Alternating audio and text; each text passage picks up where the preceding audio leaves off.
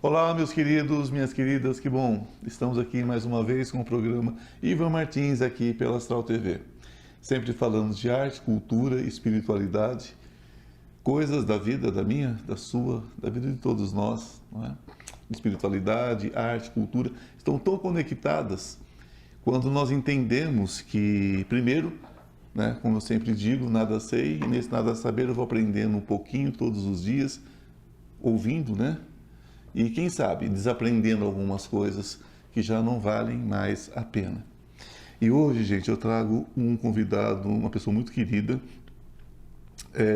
Ele é ator, um talentoso ator, diretor, educador teatral, com uma carreira que começou em Santos, São Paulo. Ele tem uma vasta experiência em teatro, gente, participando de mais de 40 espetáculos, o que não é pouco, ele é muito jovem, né? Colaborando com grandes nomes do meio artístico. Além de licenciatura em teatro, ele possui mestrado em artes cênicas e está finalizando um segundo doutorado na área. Hoje vamos explorar essa trajetória, né, e ver isso dentro de um contexto maior, como que essa arte, né, reflete na vida de todos nós. Eu tenho o prazer em receber Luiz Campos. Ivan, Obrigado. agradeço, viu? Obrigado, querido. Essa é uma TV que fala muito sobre espiritualidade. A arte está tão conectado, né? Total. Tão conectado porque fala muito de um vazio, né? Que permeia acho que todos nós, de alguma forma. E vem como um preenchedor mesmo, né? A vida não se basta, né? É. E sem a arte, né? Não, sem a arte é impossível. A vida não basta. E a arte, ela é, assim como a espiritualidade, é conexão. A arte é conexão. Quando chega na sua vida esse processo? Foi em Santos. Começo em Santos. Eu comecei sem fazer nenhum curso, assim. Eu fui começando com os grupos da cidade de Santos. Então, comecei com alguns coletivos, fazendo tudo de uma vez. Claro. E assim que eu comecei, eu falei, uau, é isso que eu quero. Comecei meio que velho, né? Eu tenho 38 anos, mas foi com 20 anos, 22, assim. E aí quando eu pisei assim no palco, comecei a fazer os exercícios teatrais, falei, eu quero fazer isso pra vida. E aí eu comecei a... Oi, posso acompanhar? Oi, posso ficar aqui com vocês? Um grupo, outro grupo, e assim comecei o teatro fazendo, nos teatros de grupo. Aí depois que eu vim para São Paulo e fui fazer faculdade, mas eu comecei a fazer teatro, começar a fazer teatro fazendo, né, nos grupos, não teve uma escola antes. Aquela coisa mais mambembe, né? Aquela coisa mais do fazer mesmo, né? Isso. Comecei já na... Então, por exemplo, né, a maquiar. Imagina, homem cheio de machismo, cheio de ismos e como é que eu não sabia pegar um lápis. Então eu assisti um ator um veterano e eu não podia atrapalhar, então eu ficava olhando ele, como ele passava o lápis e eu copiava, tá bom? Ele não. E aí lá. Vai dar uma retocada. Hoje num curso de arte cênica você tem aula de maquiagem, de voz, claro, né, exercício de voz, não sabia, postação, machucava. Né? Porque porque as pessoas pensam que é uma grande brincadeira. É uma grande brincadeira no sentido que a gente se diverte fazendo. Mas tem muita responsabilidade, tem muita técnica, muito estudo, né? Total. E ninguém tem ideia desses bastidores, ou do que você precisa, o tanto que você precisa para estar num palco. Como aqui, né? Como você, como apresentador, quanto você precisa ter de bagagem para comandar um programa desse. Mesma coisa no palco, né? Você tem que ter uma bagagem. Tem que ter um referencial, né? Total. Para buscar dentro de você aquilo. Todos nós temos todos os arquétipos, né? Estão todos dentro da gente, né? Do mais sombrio ao mais iluminado, estão todos aqui dentro. Acessar é que é a questão, né? A técnica. E quer você queira, quer não, estão aí dentro todos os arquétipos. Do malvado ao bonzinho. Estão todos, né? Somos todos isso, junto e misturado. A gente só procura alimentar mais os da luz, né? Sim. Mas os trevosos estão ali. Se você alimentar um pouquinho... E cresce, e ele cresce. É tempo de muita violência, não é? Principalmente tivemos aí ocorridos, né, acontecimentos no mundo que a gente se pergunta do porquê em 2024, 2025 se iniciar uma guerra, né? Ter pessoas violentando leis, direitos humanos, direitos humanitários básicos. Sim. Então isso é... A falta de empatia. Falta de empatia. É sobre isso, né? Se normalizou. Se normalizou ver alguém pegando comida do lixo. Sim. Gente, é normal. Pular pessoas na rua, né? Exatamente. As pessoas pulam outras pessoas na rua como se fossem sacos de lixo. E tá tudo bem para as pessoas, né? Não vê mais um humano ali. E a que ponto é isso? A que ponto chegamos? Como é que você normalizou uma pessoa passando fome? Como é que você normalizou a violência? É um horror. Você fala diretamente a jovens. Você é um educador. Uhum. Como é vivenciar o teatro com jovens, né? Eu acho que a gente não ensina teatro, né? Teatro é vivência, teatro é experiência, é troca, né? Você está com uma criança de 16, 17, 18 anos, de repente a gente toma lição, né? Uhum. Porque a gente nunca sabe o que está naquela caixinha de surpresa, o que é que você está ativando ali. Como é que é você lidar hoje com um jovem que já normatizou toda a violência? Ele chega para você como se violência fosse um joguinho de game, está tudo certo. Como é que é trabalhar teatro? Como é que é acionar essa sensibilidade nesse jovem hoje, sabe, que enfrenta isso no dia a dia? Ele vê isso na televisão como a gente via, na minha época, desenho animado. E está tudo bem. Como é que é trabalhar isso? Acho que é um desafio. Desafio porque, primeiro, é outra era, é a era digital. Então, celular, questão do olhar, a questão de tocar. Então, nas primeiras aulas de teatro, quando você precisa olhar, você precisa tocar na pessoa, e não tem problema o toque. Claro. Mas para eles é um problema isso, porque eles não estão acostumados. Está na distância, que é muito distância. Então, desde do básico, isso é básico, o olhar é básico, o toque é o básico, né? E aí depois vem a fala, você interagir com o outro, trocar com o outro. Isso já é um desafio, é uma barreira que já está estabelecida. E aí quando nós vamos para outras camadas, que, por exemplo, a violência, vou dar um exemplo. Eu, numa escola, eu ministrei aulas de cinema, de um curso de ensino fundamental e médio, um itinerário que era de cinema. E a proposta, eu separei em grupos, eles tinham que, no final do curso, exibir um curta-metragem, gravado com o celular, foi muito legal. A totalidade dos curtas-metragens falavam de violência. Foi legal, porque eu passei para o coordenador, a direção, para a gente trabalhar essa violência. Mas eu falei, gente, não tem amor, não precisa ser amor entre, né, entre pessoas. Amor romântico. Pode ser, o amor romântico. Pode ser o familiar, o do seu irmão, dos seus pais. Uma história... Por quê? E eu jogava esse questionamento para eles. E histórias muito violentas, assim. Eu falei, gente, por que vocês foram para esse lado? Eu deixei vocês livres, vocês poderiam falar, evidentemente, com a sua faixa etária, poderiam falar do que você quisesse. Por que vocês trouxeram a violência em todos? E aí eles não sabem responder isso, né? Eles têm alguns indícios, mas... Ou menos sabem que é violência? Eu acho que está aí também. Às vezes eles não enxergam. Não. Normalizou. Normalizou. Porque ela já é institucionalizada, né? Exatamente. Ela já está dentro, ela está nos meios de comunicação, ela está naqueles que deveriam trazer o contrário disso, né? Eles veem isso na fé, eles veem isso em todo lugar. Exatamente. Estão vivendo um tempo que as pessoas invadem os templos espíritas, espiritualistas, de candomblé, de umbanda, arrebentam tudo, está tudo certo, enche de Bíblia lá dentro para dizer que é Cristo que está agindo, e está tudo bem, as pessoas veem, estão no jantar e conseguem jantar. Eu não conseguiria comer depois disso, né?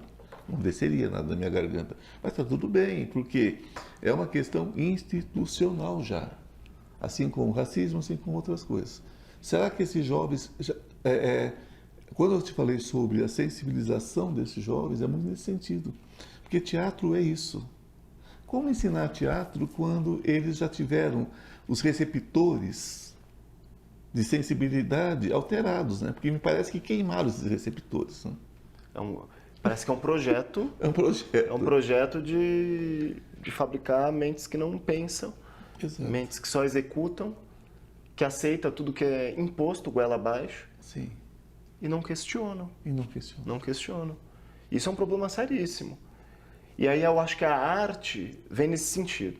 Então, por exemplo, quando eu ministro aulas de artes para ensino fundamental e médio, que é artes, né? Então, eles acham, na minha época, acredito que na sua, era caderno de desenho, sim, compasso, e hoje não, né? Arte não é isso. E aí eu vou na minha linha, que é o teatro, para esses jovens. Quando eu trago, eles não conseguem questionar. Então eu trago uma questão simples. Por exemplo, ontem, um quadro do século XVIII, não me lembro do autor, mas que tratava os negros, as pessoas negras e negros, como só escravizadas. Sim. Eu falei, gente, vamos falar sobre isso. Repensar. E aí o silêncio. E aí eu preciso estar provocando a toda hora para poder... Isso reflete na faculdade, isso reflete na sua vida. Você está numa roda, você não se questiona, você não se posiciona, você aceita. Se a pessoa fala que esse quadro é azul, você vai falar é azul. Mesmo se você não concorda. Mesmo se eu não concordar. Eu dei aulas no final já do processo da ditadura. Eu dei aula em colégios estaduais. Logo que eu saio como religioso, né? Ainda como religioso, fui professor e depois continuei quando não mais religioso católico. E era proibido você falar de escravidão como um abuso. A escravidão era uma parte da história que não se mexia muito. Não se mexia muito. Não vamos falar, né? Não, supervalorizava as atitudes de A ou de B. Até hoje tem gente que acha uma santa, né, a Princesa Isabel, que foi né, e a gente sabe que não foi, porque historicamente não foi, simplesmente não tinha o que fazer, né, aceitou porque não tinha o que fazer, então aproveitou a ausência do imperador para tomar atitude, para não culpar o imperador, e deu no que deu, porque né, a sociedade queria aquilo ainda. A gente pensa que até hoje a sociedade quer, né, e nivelou a escravidão. Hoje não é mais questão de raça, é de casta, né? A escravidão existe de muitas formas, existe a própria escravidão ainda, que a gente vê aí de vez em quando estoura uma fazenda, alguma coisa. Mas quando as pessoas escutam isso hoje, não levam mais em consideração. Não está acontecendo nada. Não é? Mataram 10 pessoas ontem. Ok. Né? Quando eu não tenho uma formação em teatro, eu vivenciei o teatro por outro viés. Eu fiz todos os santos, as coisas que eu fiz de teatro dentro da igreja. Mas eu não tive aquela formação, tive um professor. Mas eu lembro que nós fazíamos exercícios de sensibilização mesmo. A gente acionava coisas tristes da vida, acionava lembranças, né, para você poder rir, chorar, enfim. E hoje, como é que você aciona isso quando você pergunta assim, como é que foi sua mãe? Não sei. Não sei, minha mãe a vida inteira trabalhou, eu vi pouco minha mãe. A gente tem uma relação meio... Como é que se trabalha isso hoje? Eu fico pensando, quando se pega um menino... Eu monto espetáculos ainda. E eu não consigo lidar com essa geração. Eles quase que têm que inventar momentos na vida. Porque nada mais afeta, nada mais abala, nada mais significa. Você consegue ver essa insignificância de tudo na vida deles hoje? Começando de família, começando de relacionamentos, nada mais significa. Parece que nada mais toca, né? Nada mais toca. É muito louco assim pensar como se fosse um robô, como se uma fosse máquina, um robô. né? Então eu não acesso um robô.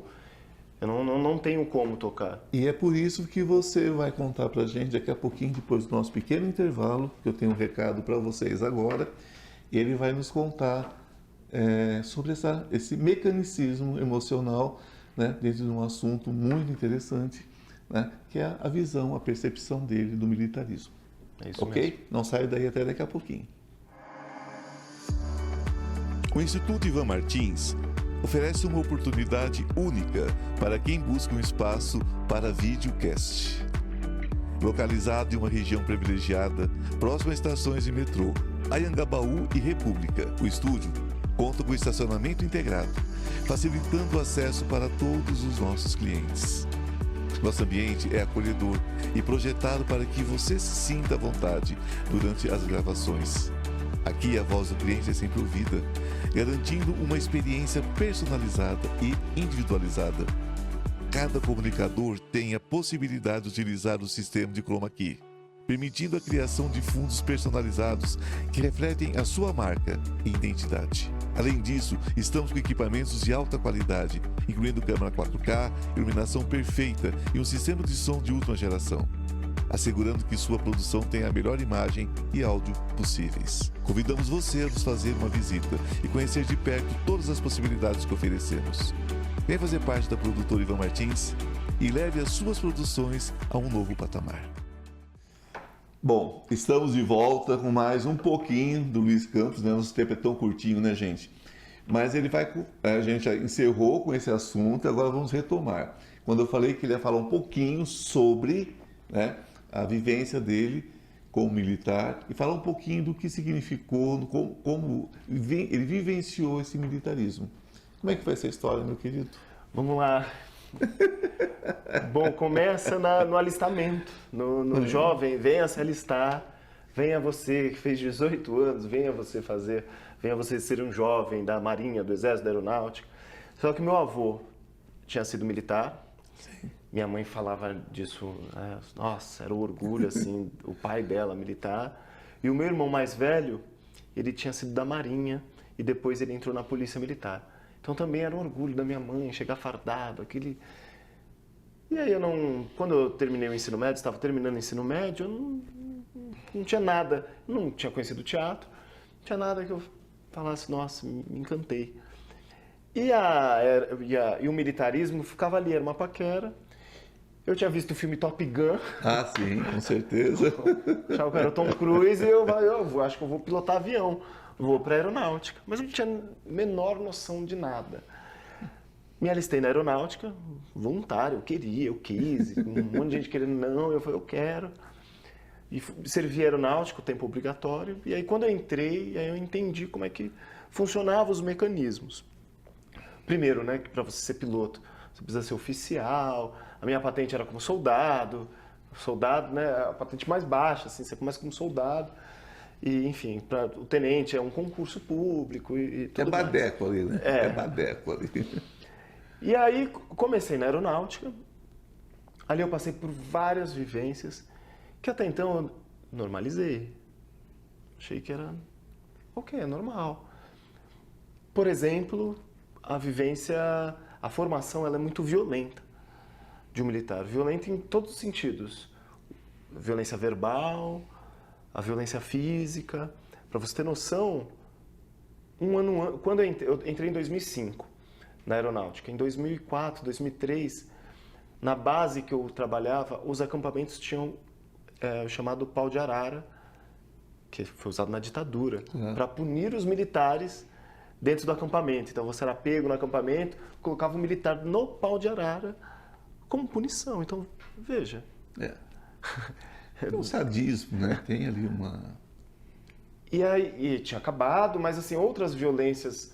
Mas eu não enxergava como violência. Então aí eu fui 4 anos como militar. Chegou o pau de arara? Não fui pau de arara.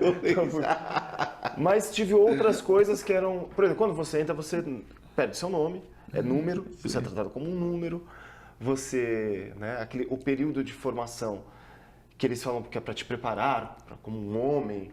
É um período muito violento, de muita humilhação, de xingamento, de humilhação, de exposição. Depois de 4 anos, eu terminei o período e eu falei, tá, e agora? Eu já tinha conhecido o teatro, só que eu não estava estabilizado, eu estava começando no teatro. Eu falei, isso eu sei fazer, meu irmão era policial, era estabilizado, eu vou fazer o concurso da Polícia Militar. Fiz o concurso da Polícia Militar. E todas essas violências também continha, porque Polícia Militar é militar. Sim, a formação é terrível. A formação é terrível também, mas eu tirei de letra, porque eu já estava acostumado a passar por aquilo. Mas depois você vai para a rua. A polícia militar tem um trabalho na rua, com a Tem. população. E aí eu comecei a me dar conta de diversas problemáticas, assim. Então, de atendimento de ocorrência, atendi todo tipo de ocorrência. Então, tentativa de suicídio, tráfico de drogas, perseguição, Violência nos lares, né? violência nos lares. E eu vi várias quebras de direitos básicos da população ali. Eu estava sendo conivente com aquilo. Estava sendo conivente, eu realizei. Quando acabou, depois o teatro começou a acontecer, eu saí, né? Pedi a baixa, pedi a exoneração. E muito tempo, aí eu não falava isso pra ninguém, porque quando você se toma consciência das coisas que você faz, isso começa a pesar. E pesa.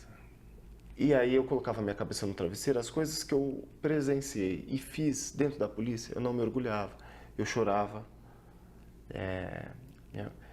Minha família tem uma religião bem diversa, né? Eu nasci em terreiro com a minha mãe, meu pai evangélico, meus irmãos católicos e assim, bem... Que legal. E eu me pegava com uma culpabilidade, que eu não sei de onde vinha, se era do cristianismo, mas eu falei, eu sei que não sei, Acho que era da humanidade. Acho que era do humanismo. Que vinha Mas que me fazia chorar, que me fazia, como é que eu pude, como é que eu não fiz nada. Porque o certo de um policial, se nós dois somos parceiros numa viatura, Claro. eu vejo você fazendo alguma coisa errada, o meu dever é prender você. Sim. Na hora. Ponto. Tá acontecendo algo errado, se você violou a lei daquele, eu prendo você também. Senão eu estou sendo conivente com aquilo. Existe até uma lei que é a prevaricação. Estou prevaricando. Enfim, aí depois disso, passou, sei lá, 10 anos, 12 anos, que eu entendi o que eu vivi, que aquilo era trauma, que eu não falava pra ninguém, eu chorava. E eu comecei a trabalhar, até então eu criei uma dramaturgia. E hoje você leva essa experiência para o teatro. Isso. Qual é a intenção do espetáculo? A intenção básica do espetáculo? É um grito? É um desabafo? É um alerta? O que é? Tudo isso. É um grito, é um desabafo, é um alerta, mas também tem uma coisa que hoje em dia tem vários podcasts, programas, canais de militares, Sim. né? A ocorrência e tudo. E eu sempre vejo quando um jornalista ou qualquer outra, uma mãe vai questionar o trabalho da polícia, sei lá, a mãe que perdeu seu filho numa violência policial, por exemplo, ela vai questionar, sempre tem um policial militar que fala, você não sabe o que é vestir uma farda, você não sabe. Então desvalida, o jornalista publicou, você não sabe, só quem sabe. Muitas coisas, óbvio, eles têm também a sua razão, não é assim, mas também outras coisas que Então eu falei, eu vou contar o meu ponto de vista.